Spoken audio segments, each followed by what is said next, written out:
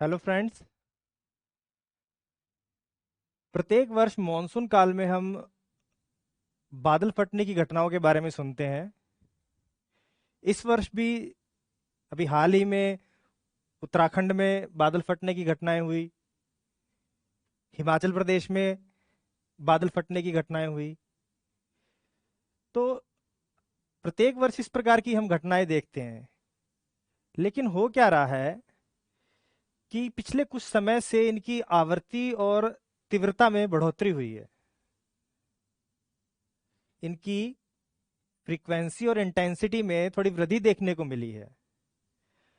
इसका एक सामान्य कारण तो ये है कि जैसे जैसे तकनीकी विकास हो रहा है तो इनकी रिपोर्टिंग बढ़ी है। अगर छोटी सी भी घटना होती है तो उसकी रिपोर्टिंग हो जाती है, उसके बारे में हमें जानकारी उपलब्ध हो जाती है। इसलिए आवृत्ति थोड़ी बढ़ने को देखने को मिलती है। लेकिन इसकी तीव्रता में भी बढ़ोतरी हुई है। उसका कारण क्या है वो हम अभी आगे देखेंगे कि ग्लोबल वार्मिंग किस प्रकार उसको प्रभावित कर रही है।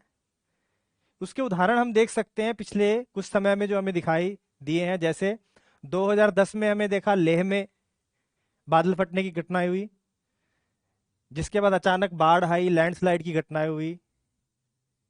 इसके बाद 2013 में केदारनाथ में भारी जानमाल का नुकसान हुआ। इसके बाद 2014 में J&K में हुआ। और भी बहुत सारी घटनाएं हैं। 2006 में शायद बाड़मेर में भी आया था, राजस्थान में। वहां पर भी बादल फटने की घटनाएं हुई और इनकी तीव्रता बहुत अधिक थी, इंटेंसिटी बहुत ज्यादा थी। तो पहले हम देखेंगे कि क्लाउड बस्ट है क्या, बादल का फटना किसे कहते हैं। इसके पश्चात हम इसकी सामान्य प्रक्रिया को देखेंगे कि इसका नॉर्मल प्रोसेस क्या है, किस प्रक्रिया के फलस्वरूप ये बादल फटने की घटना होती है। इसके पश्चात हम जो अगला बिंदु देखेंगे वो होगा कि भारत में ऐसी कौन सी दशाएं हैं जिसके कारण बादल फटने की घटनाएं देखने को मिल रही हैं। इसके पश्चात देखेंगे कि इनका पूर्वानुमान किया जा सकता है या नहीं किया जा सकता। और फिर देखेंगे कि ग्लोबल वार्मिंग का इन पर क्या प्रभाव पड़ रहा है, किस प्रकार बादल फटने की गतिविधियां जो हैं या घटनाएं हैं वो ग्लोबल वार्मिंग से जुड़ी हुई हैं। और अंत में हम इसका देख लेंगे कि इफेक्ट्स क्या है, क्या प्रभाव पड़ रहा है इसका, इसके क्या परिणाम होते हैं बादल फटने के। तो सबसे पहले शुरू करते हैं कि बादल फटना है क्या। तो देखते हैं, देखो बादल फटना कहते किसे हैं। अगर बहुत कम समय में अत्यधिक वर्षा हो जाए, बहुत कम समय में अगर अत्यधिक वर्षा हो जाए तो उसे बादल फटना कहते हैं। भारतीय मौसम विभाग है जो इसकी परिभाषा देता है। उसके अनुसार अगर 20 से 30 वर्ग किलोमीटर क्षेत्र में, अगर 20 से 30 वर्ग किलोमीटर क्षेत्र में 1 घंटे में 100 mm वर्षा हो जाए तो उसे बादल फटना कहते हैं। अर्थात बहुत छोटे से एरिया में, ये 20 से 30 वर्ग किलोमीटर का क्षेत्र है, अगर यहाँ पर 1 घंटे में 100 mm वर्षा हो जाए तो क्या होगा, उसे बादल फटना मान लिया जाएगा। तो ये भारतीय मौसम विभाग की परिभाषा है। और सामान्य शब्दों में अगर हम कहें तो बहुत कम समय में अगर अत्यधिक वर्षा हो जाए तो उसे क्या बोलते हैं, बादल फटना कहते हैं। अब इसके पास देखते हैं कि ये बादल फटने की घटनाएं होती क्यों हैं, इसका क्या प्रक्रिया, क्या है प्रोसेस, क्या है इसका। तो उसे देखते हैं। देखो देखो अगर क्या हो, अगर गर्म और आर्द्र वायु, हॉट एंड ह्यूमिड अगर वायु है और उसका क्या हो, उत्थान होता है। अगर गर्म वायु है और उसमें आर्द्रता अधिक है, और अगर इसका उत्थान हो जाए, अगर वो ऊपर उठ जाए, अपलिफ्टमेंट हो जाए, तो एक विशेष प्रकार के मेघ बनते हैं जिन्हें कहते हैं कपासी वर्षा मेघ। और इन कपासी वर्षा मेघों से क्या होता है, अत्यधिक वर्षा हो जाती है बहुत कम समय में, जिसे कहते हैं बादल फटना। अगर मैं कहूँ क्लाउड बस्ट के लिए कोई जिम्मेदार है तो वो कौन है, ये कपासी वर्षा मेघ। और इनका निर्माण कैसे होता है, गर्म और आर्द्र वायु के उत्थान से। अभी देखेंगे हम इस पूरी प्रक्रिया को डिटेल में देखेंगे कैसे ये सब होता है। लेकिन अगर बहुत ही शॉर्ट में मुझे कहना है, संक्षेप में कहना है, तो यही कहूंगा कि गर्म और आर्द्र वायु का लगातार उत्थान होता रहे, कंटिन्यूअस, लगातार इसकी आपूर्ति होनी चाहिए। ये नहीं है कि एक वायु राशि ऊपर उठेगी और उससे कपासी वर्षा मेघ बन जाएगा। लगातार गर्म और आर्द्र वायु की अगर आपूर्ति होती रहे और उसका उत्थान होता रहे तो कपासी वर्षा मेघ बनते हैं, जिनसे क्या होता है, बहुत कम समय में अत्यधिक वर्षा हो जाती है। उसे ही क्या कहते हैं, बादल फटना। और ये उत्थान की प्रक्रियाएं बहुत है। उत्थान के लिए क्या चाहिए, ट्रिगर चाहिए, उत्प्रेरक चाहिए, कि वायु अपने आप ऊपर नहीं उठेगी, उसे उठने के लिए कुछ उत्प्रेरक चाहिए। और उसी के आधार पर हम इसका क्लासिफिकेशन भी कर सकते हैं कि किस प्रकार बादल फटने की घटनाएं होती हैं, कौन से कारक हैं जो इसके लिए उत्तरदायी हैं। तो सबसे पहला ट्रिगर हो सकता है कन्वेक्शन, जिसे हम बोलते हैं संवहन, कन्वेक्शन के कारण। दूसरा हो सकता है पर्वतीय अवरोध के कारण। और तीसरा हो सकता है वाताग्रों के सहारे। इसे हम आगे डिटेल में देखेंगे। शॉर्ट में ये है, अगर संक्षिप्त में कहूं तो यही इसका सार है कि ये जो वायु का उत्थान हो रहा है ये इन मैकेनिज्म से, इन प्रक्रियाओं से हो सकता है। या तो कन्वेक्शन से संवहन होगा और वायु ऊपर उड़ जाएगी। दूसरा, अगर वायु राशि आ रही है और उसके मार्ग में अवरोध आ गया तो उसके सहारे वायु का उत्थान हो जाएगा। तीसरा, अगर वाताग्र, फ्रंट्स हैं, तो फ्रंट के सहारे भी क्या होती है, वायु राशि का उत्थान होता है, कोल्ड फ्रंट के सहारे। तो इसको अब हम एक एक करके देखेंगे कि कैसे होता है। पहले सामान्य रूप में देखेंगे, फिर हम भारत के उदाहरण पर आएंगे। तो देखते हैं, देखो इसको, देखिए अगर मैं आपको इस एग्जाम्पल में दिखाऊं, इस तरह का होता है क्यूमुलोनिम्बस क्लाउड, जो अभी मैंने कहा था कपासी वर्षा पे। तो ये जो कपासी वर्षा मेघ है, पहले इसे देखते हैं कि ये किस प्रकार के मेघ होते हैं। देखो इनकी ये लंबवत बादल है, ऊर्ध्वाधर बादल है। ये 10 से लेके 12 किलोमीटर, ये जो इसकी है मैक्सिमम हाइट 12 किलोमीटर तक हो सकती है। और ये 1 किलोमीटर, ये अर्थ की सरफेस के 1 किलोमीटर ऊपर से बनना शुरू हुए और 12 किलोमीटर की ऊंचाई तक है ये। सोचिए इसमें कितना जल होगा। और जब ये एक किसी छोटी सी जगह पर बरसात करेंगे तो देखो ये सारा का सारा जल एक साथ नीचे आ गएगा।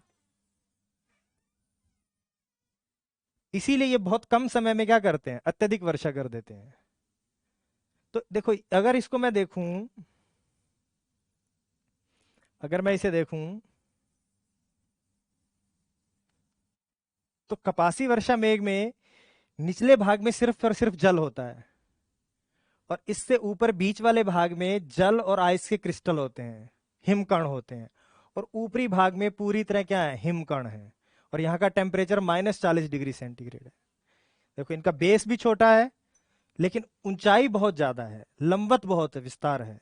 तो जब ये सारा का सारा जल इतनी सी जगह पे आके गिरेगा तो क्या होगा, अत्यधिक वर्षा होगी बहुत कम समय में। और जब बहुत कम समय में वर्षा होती है तो उसे क्या बोलते हैं, बादल का फटना। तो हम देखते हैं कि अब ये बनता कैसे है, कैसे ये प्रोसेस होता है। तो इसको अगले एग्जाम्पल में देखते हैं। देखो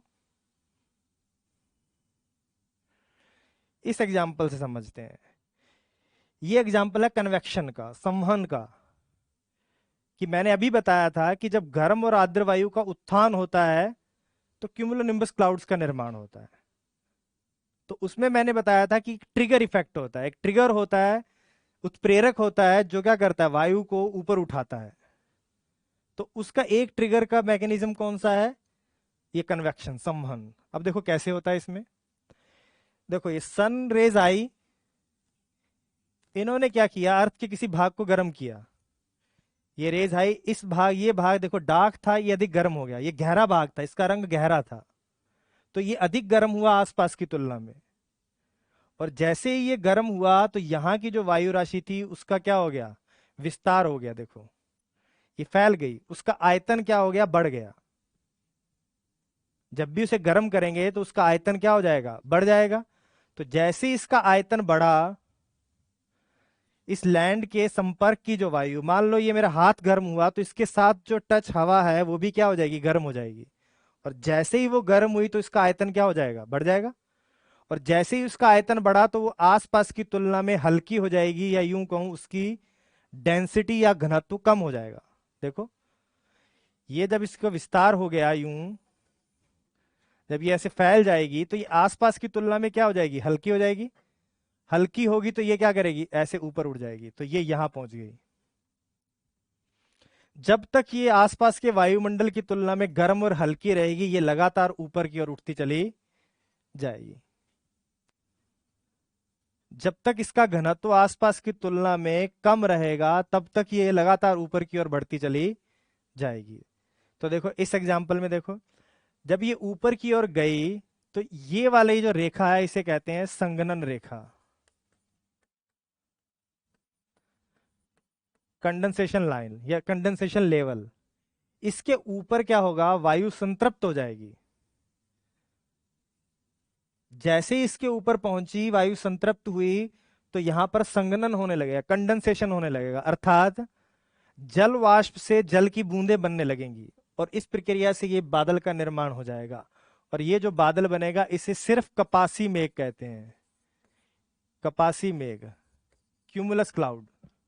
अभी कपासी वर्षा मेघ नहीं बने हैं, सिर्फ कपासी मेघ बनेंगे शुरुआत में, फर्स्ट फेज में। देखो दोबारा देखते हैं। सनरेज आइस, अर्थ गर्म हुई, जो डार्क पार्ट था वो ज्यादा गर्म हो जाएगा, इसके संपर्क की वायु भी गर्म हुई, जिससे उसका आयतन बढ़ गया, डेंसिटी कम हो गई। आसपास की तुलना में हल्की हो जाएगी ये हवा, तो ये उठ जाएगी। तो ये ऊपर उठी, और ये तब तक ऊपर उठती चली जाएगी जब तक इसका घनत्व इसकी तुलना में कम रहेगा आसपास की। तो जब ये ऊपर उठेगी, जैसे जैसे ये ऊपर जाती जाएगी, तो संघनन रेखा से या संघनन स्तर से ऊपर जाने के बाद इसका संघनन प्रारंभ हो जाएगा और बादल बनने लगेंगे। और जैसे ही बादल बने तो सबसे पहले कैसे बनेंगे, कपासी मेघ। अब देखो इसके बाद क्या होगा। अगर मैं ये कहूं कि ये कपासी मेघ बन गए, तो इसको इस एग्जांपल से देखें। अभी मैंने जो समझाया था कि मान लो ये सरफेस जो था ये गर्म हुई, इसके संपर्क की वायु फैली, तो ये लगातार ऊपर उठती जाएगी, और ये संघनन रेखा से पार होते ही इसमें मेघों का निर्माण हो जाएगा। यहां तक हम पहले देख सकें पिछले एग्जाम्पल में। अब अगर क्या हो कि या मान लो ये सरफेस है,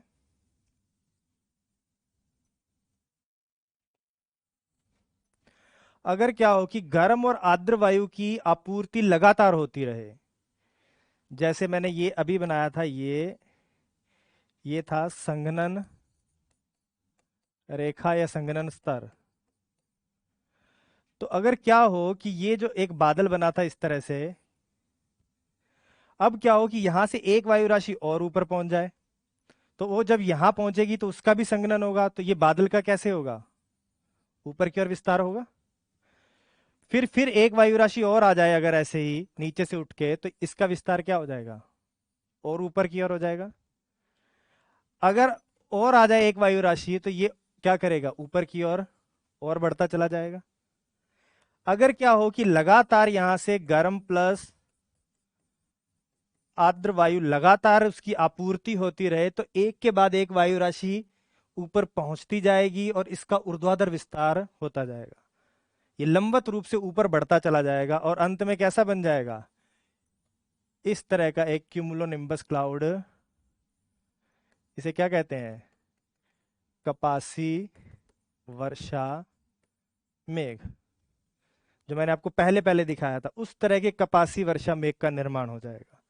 और ये प्रक्रिया कौन सी है, कन्वेक्शन की, संवहन की प्रक्रिया से क्यूमुलोनिम्बस क्लाउड्स का निर्माण हो रहा है। उसका कारण क्या अभी देखा हमने कि जब गर्म और आर्द्र वायु लगातार ऊपर उठती चली जाएगी, तो उसके लगातार संघनन होने से, बादलों का निर्माण होने से लगातार ऊर्ध्वाधर क्या होगा, बादल का निर्माण होता जाएगा। तो इस प्रक्रिया से क्यूमुलोनिम्बस क्लाउड्स का या कपासी वर्षा मेघों का निर्माण होता है। और जब ये पूरी लंबाई में 12 किलोमीटर तक हो जाते हैं तो इनमें अत्यधिक मात्रा में जल स्टोर होता है। इसके बाद देखो एक विशेषता इसकी और है, जो अभी मैंने देखा था क्यूमुलोनिम्बस क्लाउड। ये देखो इसमें क्या होता है, देखो कि इनका इतना ऊर्ध्वाधर विस्तार होने के साथ साथ इसमें बूंदों का जो आकार है, जो जल की बूंदें होती हैं उनका आकार बहुत ही बड़ा होता है। आइस के क्रिस्टल होंगे, उनका आकार भी, ये मान लो क्रिस्टल है आइस के, हिम के क्रिस्टल हैं, उनका आकार बहुत बड़ा होता है और बूंदों का आकार भी बहुत बड़ा होता है। फॉर एग्जाम्पल ये मैंने बना के दिखाया, देखो इसमें आइस भी है और जल की बूंदें भी हैं, उनका आकार बहुत बड़ा होता है। देखो उसका कारण क्या है, देखो होता क्या है कि जब इस तरह का बादल बन रहा होता है तो इसमें क्या होगा, जल की बूंदें गिरनी शुरू होंगी, इनमें भी वर्षा होती है। तो जब जल की बूंदें ऊपर से गिरेंगी ऐसे, मान लो ये बूंद है, ये नीचे गिरी, लेकिन होता क्या है कि नीचे से जो गर्म और आर्द्र वायु आ रही है, अभी मैंने समझाया था गर्म और आर्द्र वायु की लगातार आपूर्ति होती है इसमें, गर्म प्लस आर्द्र वायु लगातार ऊपर की ओर आ रही है। इसे अपड्राफ्ट भी कहते हैं। क्या कहते हैं? अपड्राफ्ट।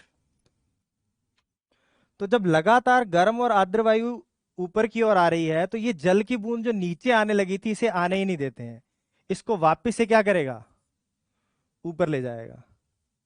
अगर कोई आइस का क्रिस्टल नीचे आ रहा है तो ये क्या करेगा, इसको वापस से ऊपर ले जाएगा। दोबारा देखो, जब गर्म और आर्द्र वायु नीचे से लगातार ऊपर आ रही है कन्वेक्शन के माध्यम से, संवहन के माध्यम से, तो वो इन जल की बूंदों को नीचे गिरने ही नहीं देती हैं। वो क्या करती हैं, इन्हें वापस ऊपर ले जाती हैं। आइस क्रिस्टल है उसे वापस ऊपर ले जाएंगी, तो उनका आकार लगातार क्या होता जाएगा, बड़ा होता जाएगा। एक एक रीजन तो इनके बड़े होने का ये है कि जितने लंबे समय तक ये बादल में रहेंगी इनके ऊपर संघनन होता चला जाएगा, जल का जमाव होता जाएगा। दूसरा, जब ये नीचे गिरेंगी तो और बहुत सारी बूंदों से टकराती हैं, ऊपर जाएंगी तो भी बहुत सारी बूंदों से टकराएंगी, तो वो सब इसके साथ मिक्स होती जाती हैं, मिलती जाती हैं। तो जब ये गर्म और आर्द्र वायु लगातार आ रही है, ये लगातार आर्द्रता दे रही है, एक तो उसका संघनन इसके चारों तरफ हुआ। दूसरा, जब ये बूंद गिरी और वापस गई, फिर नीचे आई, फिर वापस गई, फिर नीचे गई, फिर वापस आई, तो बूंदों का आकार बहुत बड़ा हो जाता है।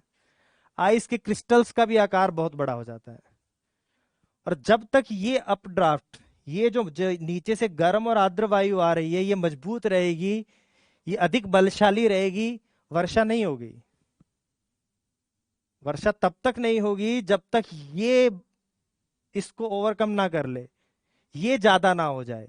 तो ये क्या करता है, इसको ऊपर ही टांगे रखता है, ऊपर ही हवा में सस्पेंडेड रखता है, तो इसलिए इसका लगातार ऊर्ध्वाधर विस्तार होता ही चला जाता है। अब आगे देखते हैं, देखो अब क्या होगा, इसको आगे एक एग्जांपल से और दिखाता हूं कैसे। देखो ये देखो, इस एग्जांपल में देखो, ये अपड्राफ्ट है, जो नीचे से गर्म और आर्द्र वायु आ रही थी ये आई, इसने ये जो बूंद थी इसको यहीं पकड़ लिया, नीचे आने ही नहीं दिया। ये बूंद यहां गिरती है, फिर अपड्राफ्ट से वापस ऊपर, अपड्राफ्ट से क्या होगा, वापस ऊपर। ये लगातार देखो यहां से भी अपड्राफ्ट आ रहा है तो क्या करेगा इसको, ये लगातार इसको वापस ले जाता जाएगा, यहाँ ये यहां तक आएगी, फिर से वापस ऊपर। तो ये इस वापस गोल गोल इस तरह घूमती रहती है। तो इसके आकार में लगातार क्या होती जाएगी, वृद्धि होती जाएगी, और इसका ऊर्ध्वाधर विस्तार ऐसे होता चला जाएगा। अब क्या होगा, अब देखो एक समय ऐसा आएगा कि जो ये बूंदें आ रही हैं ये नीचे की ओर आ रही हैं, तो कोई एक बूंद तो होगी नहीं, हजारों लाखों बूंदें ऊपर से नीचे की ओर आती हैं। जब ये नीचे की ओर आएंगी तो अपने साथ हवा को भी तो नीचे लाएंगी। अगर ये हाथ आ रहा है तो ये अपने साथ हवा को भी तो ड्रैग करता है, खींचता है। तो इसी तरह जब ये बूंद नीचे आएगी तो अपने साथ क्या करेगी, हवा को भी साथ में लाएगी। इसके साथ साथ ये जो बाहर की हवा है वो इसकी तुलना में ठंडी है, तभी तो ये लगातार हवा ऊपर उठती जा रही थी। तो ये बाहर की ठंडी हवा भी क्या करती है, इसमें ऐसे प्रवेश करती है। देखो दो तरह के प्रोसेस हो रहे हैं। एक तो जब बूंदें गिरती हैं तो वो अपने साथ हवा को नीचे ड्रैग करती हैं, खींचती हैं। दूसरा, आसपास की ठंडी वायु भी इसमें क्या आ जाती है, खिंच जाती है। तो जब ये क्या करते हैं, बहुत अधिक मात्रा में ये जब हो जाता है तो ये अपड्राफ्ट की तुलना में ये जो नीचे की ओर वायु आ रही है और जल की बूंदें आ जाती हैं, ये ज्यादा हो जाती हैं। इसे कहते हैं डाउन ड्राफ्ट। और जब ये ज्यादा हो जाता है तो ये क्या हो जाता है, इस तरह से वर्षा होनी प्रारंभ हो जाती है। दोबारा देखो, ये जो ऊपर की ओर हवा जा रही है और ऊपर से जो नीचे हवा आ रही है, इन दोनों के बैलेंस पे टिका है। लंबे समय तक ये जो अप ड्राफ्ट था ये ज्यादा होता है, तो क्या करता है, बूंदों को नीचे नहीं गिरने देता। लेकिन जैसे जैसे समय बीतता जाता है, इसका ऊर्ध्वाधर विस्तार होता जाता है, तो बूंदों की मात्रा बढ़ जाती है, आसपास की हवा इसके अंदर आने लगती है। तो क्या होगा, ये जो ऊपर से नीचे की ओर हवा आ रही थी वो इसको पार कर जाती है और नीचे की ओर आना प्रारंभ हो जाता है। तो बूंदे क्या करती हैं, वर्षा के रूप में नीचे आने लगती है। और फिर जब ये शुरू होता है तो ये पूरे के पूरे इस बादल का सारा जल एक साथ नीचे आना शुरू होता है। यहां से जो बूंद चलेगी, कितनी बूंदें नीचे एक साथ लेके आएंगी। तो ये लगातार क्या होती है, बहुत ही कम समय में अत्यधिक वर्षा हो जाती है। तो ये था आपका कन्वेक्शन का मॉडल, संवहन की प्रक्रिया से कैसे होता है। तो कन्वेक्शन इसमें क्या कर रहा है, संवहन इसमें सिर्फ इस वायु राशि को ऊपर उठने में सहायता करता है। वो ट्रिगर है, वो इस वायु को ऊपर उठाने में एक फोर्स की तरह काम करता है, फोर्सिंग मैकेनिज्म है, एज ए ट्रिगर काम करता है। इस तरह से अन्य भी प्रक्रियाएं हो सकती हैं जिसके माध्यम से ये ऊपर उठे। तो देखो अगली देखते हैं कैसे।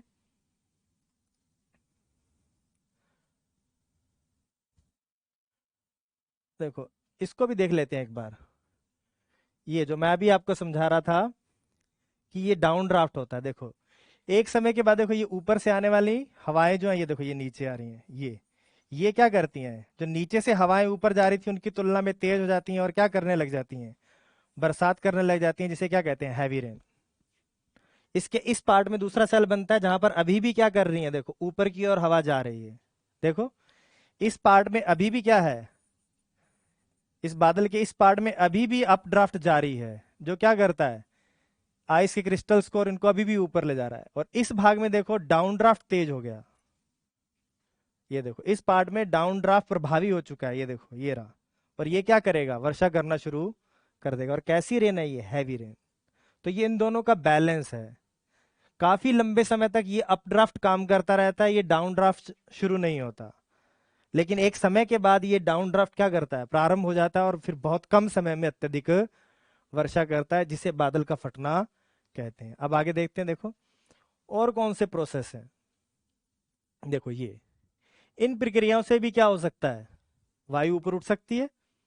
देखो अभी हमने ये वाला कन्वेक्शन का मॉडल समझा था। देखो संवहन की प्रक्रिया, ये सरफेस गर्म हुई, इसके संपर्क की वायु ऊपर उठी और ये देखो ये क्यूमुलोनिम्बस क्लाउड्स का निर्माण कर दिया।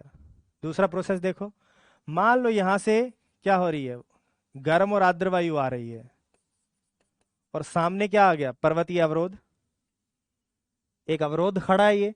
तो इसके सहारे क्या करेगी, वायु राशि का क्या होगा, उत्थान होगा। तो इसने इससे क्या किया, फोर्स किया ऊपर उठने के लिए। तो इस प्रक्रिया से जब ये ऊपर उठेगी तो किस प्रकार के बादलों का निर्माण हो जाएगा, इसी प्रकार के क्यूमुलोनिम्बस। अब थर्ड प्रोसेस देखो, लो प्रेशर। अगर ये लो प्रेशर है और इसकी तरफ हवाएं चलने लगे तो यहां पर क्या होगा, अभिसरण होगा। और जैसे ही अभिसरण होगा आपस में टकरा के हवाएं कहाँ जाएंगी, ऊपर। चौथा देखो, वाताग्र फ्रंट। देखो ये कोल्ड फ्रंट है ये वाला। जब ये आगे बढ़ेगा तो यहाँ की जो गर्म वायु है ये भी क्या होगी, एकदम से ऊपर की ओर उठेगी, जिससे किस प्रकार के बादलों का निर्माण होगा, देखो क्यूमुलोनिम्बस। ये कोल्ड फ्रंट पे होता है, ना कि वार्म फ्रंट पे। देखो वार्म फ्रंट पे क्यूमुलोनिम्बस क्लाउड्स का निर्माण नहीं हो रहा, किस पे हो रहा है, कोल्ड फ्रंट्स पे। हो क्यों रहा है, इसका ढाल अत्यधिक होता है, ये एकदम इस तरह से खड़ा हुआ है ऐसे, तो इसके सहारे जब एकदम से ऊपर हवा उठेगी तो उसका क्या होगा, संघनन होगा अचानक से, और किसका निर्माण होगा, क्यूमुलोनिम्बस।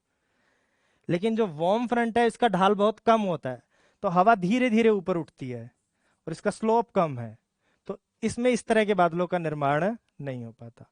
तो ये चार प्रोसेस हैं सामान्य, जिनसे क्या होगा, क्यूमुलोनिम्बस या कपासी वर्षा मेघों का निर्माण होगा, और जिनसे कम समय में अत्यधिक वर्षा हो जाएगी। तो ये चार सामान्य प्रोसेस हैं जिनसे हो सकता है बादल फटने की घटना। लेकिन अगर इनके मैं एग्जाम्पल देना शुरू करूं तो देखो, ये कन्वेक्शन कहाँ हो सकता है, गंगा के मैदानी भागों में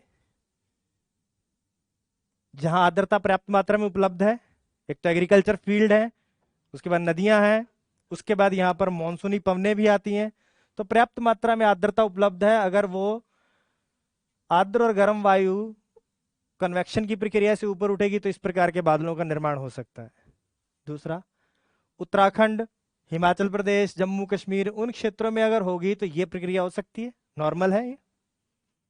गर्म और आर्द्र वायु सामने आगे हिमालय, गर्म और आर्द्र वायु आई, हिमालय के सहारे ऊपर उठी, जिससे क्या होगा, क्यूमुलोनिम्बस क्लाउड्स का निर्माण होगा, और क्या हो जाएगा, बादल फट जाएगा। आगे देखो, इस तरह की प्रक्रिया भी हो सकती है जहां लो प्रेशर हो और हवाएं चले। इस तरह की प्रक्रिया कहाँ होगी, उच्च अक्षांशों में, जहाँ शीतोष्ण कटिबंधीय चक्रवातों का निर्माण होता है, उन क्षेत्रों में। तो ये सामान्य प्रक्रियाएं हैं जिनसे होता है। अब हम भारत के संदर्भ में देखते हैं कि उत्तराखंड में, हिमाचल प्रदेश में, J&K में कौन सी परिस्थितियां हैं जिनकी वजह से बादल फटने की गतिविधियां हुई। देखो,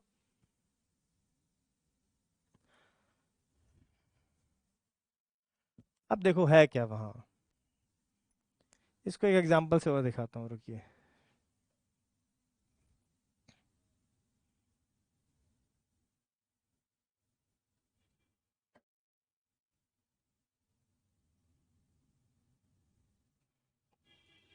रुकिए, इसको यहां बनाते हैं, रुको।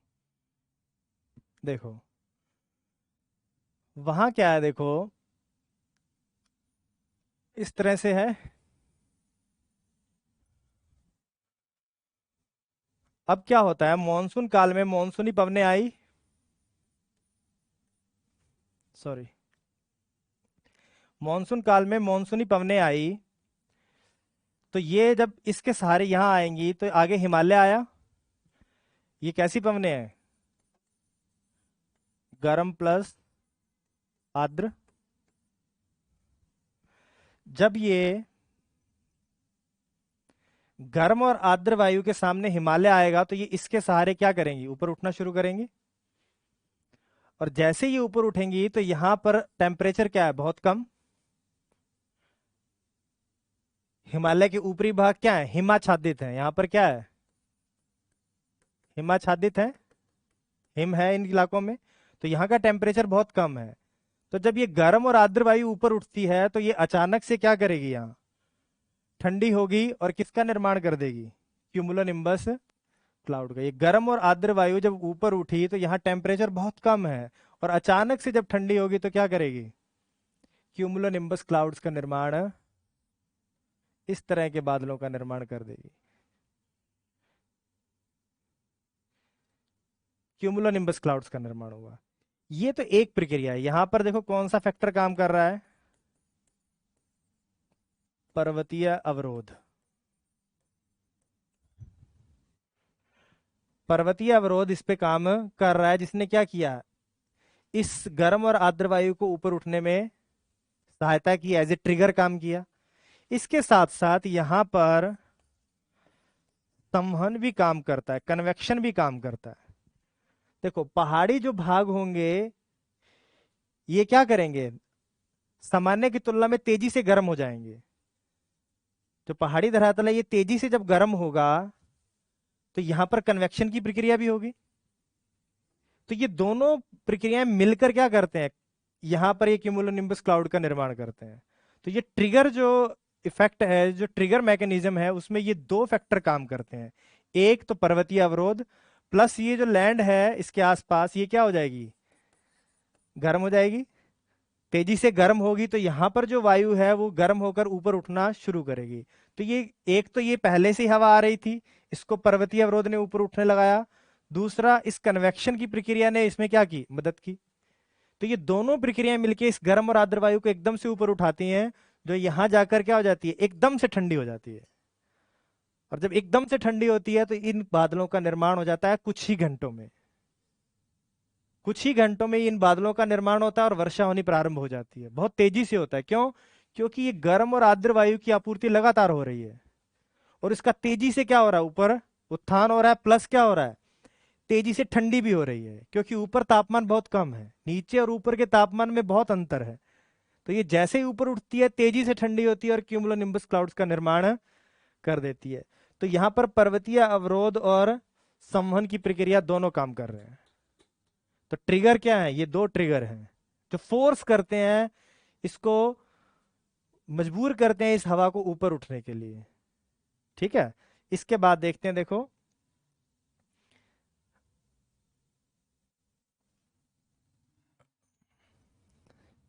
इसके बाद देखते हैं एक चीज और। देखो, अगर मैं इसको ऐसे बनाऊं, सॉरी,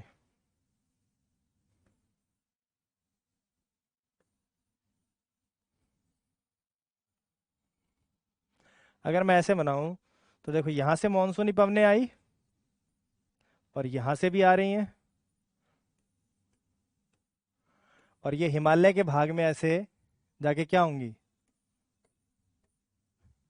और ये कैसी हवाएं हैं, गर्म प्लस आर्द्र, और ये भी कैसी हैं, गर्म प्लस आर्द्र।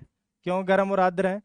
आर्द्रता कहाँ से ग्रहण करेंगी, यहाँ से, ओशन से, सागरों से, सागरों से। यहाँ पर कौन सा है, अरब सागर, और यहाँ कौन सा है, बंगाल की खाड़ी। तो यहां से ये क्या करेंगे, आर्द्रता को ग्रहण करके आते हैं और यहाँ पहुंचते हैं, और जहां पर्वतीय अवरोध और कन्वेक्शन के कारण इनका क्या हो जाता है, उत्थान हो जाता है। ये दो तो नॉर्मल फैक्टर हैं ही, जिसकी वजह से उत्तराखंड में, हिमाचल में यहाँ पर क्या होता है, बादल फटने की घटनाएं होती हैं। लेकिन कभी कभी एक फैक्टर और भी काम करता है, वो फैक्टर है वेस्टर्न डिस्टरबेंस। क्या काम करता है, पश्चिमी विक्षोभ जो आता है, शीतोष्ण कटिबंधीय चक्रवात जो होता है। तो होता क्या है उस समय पे, आपने देखा होगा पश्चिमी विक्षोभ जो होते हैं वो इस तरह से होते हैं। देखो, इसके शीर्ष पे ये लो प्रेशर होता है, ये कोल्ड फ्रंट है और ये वार्म फ्रंट है, और ये वार्म सेक्टर है। और कभी कभी क्या होता है कि ये जो शीतोष्ण कटिबंधीय चक्रवात का लो प्रेशर जोन है, ये यहाँ हिमालय पर आके ऐसे स्थापित हो जाता है। ये इसका कोल्ड फ्रंट है और ये इसका वार्म फ्रंट है। ये शीत वातागर है और ये उष्ण वातागर है। अब जो ये जो लो प्रेशर है, ये क्या करेगा, इन पवनों को तेजी से अपनी ओर क्या करेगा, खींचेगा।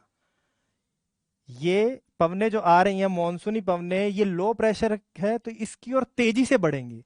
जब तेजी से बढ़ेंगी इसकी तरफ यहां, तो इनका क्या होगा, इस कोल्ड फ्रंट के सहारे तेजी से उत्थान हो जाएगा, जो अभी हमने पहले पढ़ा था। देखो कैसे,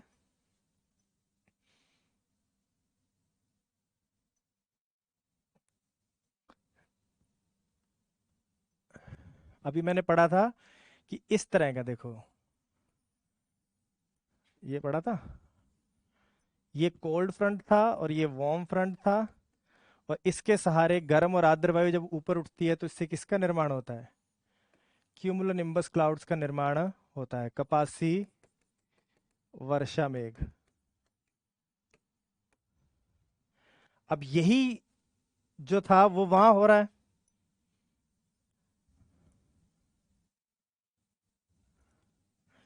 यही यहां हो रहा है। देखो इसमें क्या हो रहा है कि यहां पर लो प्रेशर क्रिएट हुआ, इस लो प्रेशर की ओर हवाएं गई और ये यूं बना।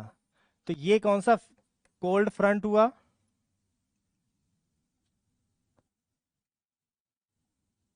ठीक है। तो ये कोल्ड फ्रंट हुआ, तो इस जब कोल्ड फ्रंट पे ये जो वार्म सेक्टर की हवाएं ऐसे यहां पहुंचेंगी तेजी से इस लो प्रेशर की ओर, तो ये क्या करेंगे, इस कोल्ड फ्रंट के सहारे एकदम ऊपर उठेंगे ऐसे, ये यूं एकदम से तेजी से जब ऊपर उठेंगी तो क्या होगा, क्यूमुलोनिम्बस क्लाउड, कपासी वर्षा मेघों का निर्माण होगा और कम समय में अत्यधिक वर्षा होगी। तो जो आपकी उत्तराखंड की जो लेह में बरसात हुई और इसके अलावा जो जम्मू कश्मीर में 2014 में हुआ, इन सभी जो जिनकी तीव्रता बहुत अत्यधिक थी, अत्यधिक जान माल का नुकसान हुआ, उनमें इन दो फैक्टर के सिवा ये तीसरा फैक्टर भी काम कर रहा था। पहला फैक्टर तो मैंने क्या बताया, पर्वतीय अवरोध। दूसरा फैक्टर क्या था, संवहन। और तीसरा फैक्टर क्या था, तीसरा फैक्टर था वेस्टर्न डिस्टर्बेंस या शीतोष्ण कटिबंधीय चक्रवात। ये जब यहाँ लो प्रेशर आया तो ये जो मॉनसूनी पवने थी, इसने इनको क्या किया, तेजी से अपनी ओर खींचा। जब खींचा तो वो कोल्ड फ्रंट के सहारे ऊपर उठ गई और क्यूमुलोनिम्बस क्लाउड्स का निर्माण किया और बहुत कम समय में अत्यधिक वर्षा हो गई। तो इस प्रकार के जो बादल बनते हैं वो आधे घंटे में, एक घंटे में बन जाते हैं और बरसात भी कर देते हैं और बहुत कम क्षेत्र में ये वर्षा करते हैं। तो सारा का सारा जल बहुत ही कम क्षेत्र में जब गिर जाएगा तो क्या होगा, वहां पर अचानक से बाढ़ आ जाएगी, लैंडस्लाइड की कंडीशन हो जाएगी।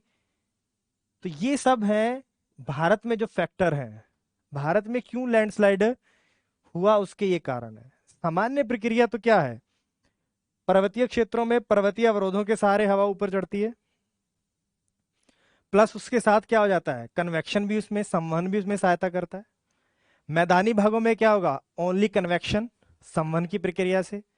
राजस्थान में जो डेजर्ट इलाका है वहां पर क्या होगा, कन्वेक्शन। जब गर्म और आर्द्र हवाएं मानसूनी होंगी और उनमें क्या हो जाएगा, उत्थान हो जाएगा, तो क्या हो जाएगा, बादल फटने की क्रिया हो सकती है, घटना हो सकती है। लेकिन ये एक फैक्टर है जो, जिन घटनाओं की इंटेंसिटी बहुत ज्यादा थी उनमें एक फैक्टर ये भी था, कौन सा, वेस्टर्न डिस्टर्बेंस। तो ये आपका था बादल फटने की प्रक्रिया। पहले हमने उसकी सामान्य प्रक्रिया को देखा, फिर हमने उसको भारत के संदर्भ में लागू करके देखा। अब देखो नेक्स्ट जो चीज है वो हम देखेंगे कि क्या इसका पूर्वानुमान किया जा सकता है। देखो सबसे पहली बात कि हम इसका पूर्वानुमान करना थोड़ा बहुत मुश्किल होता है, कारण एक तो बहुत तेजी से होता है, बहुत कम समय में बादल बना और बरसात भी हो गई। तो ऐसी घटनाओं को पूर्वानुमानित करना मुश्किल हो जाता है। बहुत कम एरिया में होता है, क्षेत्रफल भी बहुत कम है, समय भी बहुत कम है, तो उसका पूर्वानुमान लगाना बहुत मुश्किल होता है, फोरकास्ट करना मुश्किल हो जाता है। लेकिन एडवांस डॉपलर रेडार्स आ चुके हैं, ये डॉपलर रेडार्स होते हैं, इन रेडार्स के माध्यम से क्या कर सकते हैं, कुछ इसका पूर्वानुमान किया जाने लगा है। 6 से 12 घंटे पहले एडवांस में इसका पूर्वानुमान कर सकते हैं। लेकिन वो पूर्वानुमान भी इस तरह से नहीं होता कि बादल फटेगा। वो पूर्वानुमान आपने देखा होगा न्यूज़पेपर्स में भी कि भारी वर्षा की संभावना है। तो जो पूर्वानुमान भी किया जाता है वो भारी या अत्यधिक भारी वर्षा के रूप में किया जाता है। एग्जैक्ट नहीं बता सकते कि बादल फटेगा या नहीं फटेगा। भारी वर्षा का अनुमान होता है, वो भी किनकी सहायता से, डॉपलर रेडार्स के माध्यम से। अब जो एक महत्वपूर्ण पॉइंट जो इसमें आता है कि ग्लोबल वार्मिंग का इस पर क्या प्रभाव पड़ रहा है। तो देखो इसमें हम देखते हैं कि ग्लोबल वार्मिंग क्या रोल प्ले कर रहा है इसमें। देखो अब देखो ग्लोबल वार्मिंग के कारण हो क्या रहा है, तापमान बढ़ रहा है। ग्लोबल वार्मिंग के कारण जब तापमान बढ़ेगा तो जो वायु होगी उसकी जल धारण करने की क्षमता भी क्या हो जाएगी, जल धारण क्षमता बढ़ जाएगी। और जब जल धारण क्षमता बढ़ेगी तो उसमें जल की मात्रा भी क्या होगी, ज्यादा होगी। तो जब जल की मात्रा उसमें ज्यादा होगी तो ऐसा अगर वायु राशि अगर वायु में एक तो गर्म है प्लस आर्द्र है, और अगर इसमें आर्द्रता की मात्रा काफी ज्यादा हो गई है तो ये जब ऊपर उड़ेगी तो संघनन क्या होगा, संघनन भी तेजी से होगा, प्लस क्या होगा, इसमें जल की मात्रा भी क्या रहेगी, बादलों में ज्यादा रहेगी। और जब ये एक साथ जब नीचे आएगा तो क्या हो जाएगा, बादल फटने की घटना होगी। तो ग्लोबल वार्मिंग क्या कर रहा है, वायु की जल धारण करने की क्षमता को बढ़ा रहा है। उसमें जल की मात्रा वायु में बहुत होती है, और जब ऐसी वायु राशि का एकदम से अचानक उत्थान हो जाता है तो क्यूमुलस निम्बस क्लाउड जो है वो तेजी से बनते हैं और बहुत अधिक वर्षा करते हैं, और उनमें जल की मात्रा भी बहुत अधिक होती है। तो ग्लोबल वार्मिंग इस रूप में भूमिका निभा रहा है कि वो क्या कर रहा है, वायु की जल धारण करने की क्षमता को बढ़ा रहा है, और साथ ही साथ वो कन्वेक्शन को भी बढ़ाएगा। जब लैंड का टेम्परेचर ज्यादा होगा तो इसका यहाँ पर क्या होगा, इसके संपर्क की वायु भी अधिक गर्म होगी और कन्वेक्शन भी क्या होगा, ज्यादा होगा। तो हवा तेजी से ऊपर उठेगी, उसमें जल की मात्रा भी अधिक है तो संघनन भी तेजी से होगा, उसमें जल की मात्रा भी ज्यादा होगी। और जब ऐसे बादल वर्षा करेंगे तो बहुत कम समय में अत्यधिक वर्षा कर देते हैं। तो ग्लोबल वार्मिंग इस रूप में एक भूमिका निभा रही है। इसके बाद देखते हैं, देखो इसका प्रभाव क्या है। देखो इसका प्रभाव क्या है कि बाढ़ आती है, ये तो सुना ही है, केदारनाथ में भी आपने देखा, बाड़मेर में भी आपने देखा। क्योंकि बहुत कम समय में अत्यधिक वर्षा होगी तो बाढ़ तो आना ही आना है। इसके साथ साथ क्या होता है, लैंडस्लाइड भी होता है, और जहां मृदा संगठित नहीं है वहां पर गाद के रूप में मड फ्लो भी होता है। इसके अलावा लैंड केविंग, लैंड के अंदर गुफाएं बन जाती हैं। उदाहरण स्वरूप जैसे कहीं पेड़ उखड़ा तो वहां पर एक जो खड्डा बनेगा उसके अंदर जल क्या करेगा, तेजी से जाना शुरू करेगा और उसको गहरा करता जाएगा, तो लैंड केविंग भी हो जाती है। फ्लैश फ्लड हो गया, भाई अचानक क्या होगा, बाढ़ आ जाएगी। इसके अलावा घर बह जाएंगे, आपकी क्रॉप क्या हो जाएगी, नष्ट हो जाएगी, एग्रीकल्चर फील्ड खराब हो जाएंगे। ये सब सामान्य इसके क्या हैं, इफेक्ट्स हैं। तो अभी हमने ये देखा कि क्लाउड बस्ट है क्या, बादल का फटना है क्या, उसकी प्रक्रिया क्या है, सामान्य प्रक्रिया देखी। उसके बाद भारत के संदर्भ में देखा, फोरकास्टिंग देखी, और लास्ट में हमने देखा कि वो ग्लोबल वार्मिंग इसको कैसे प्रभावित कर रहा है। तो इसके साथ ही ये इसके सारे हमने डायमेंशन देख लिए हैं। तो आज के लिए इतना ही बहुत है, नेक्स्ट क्लास में मिलते हैं। धन्यवाद।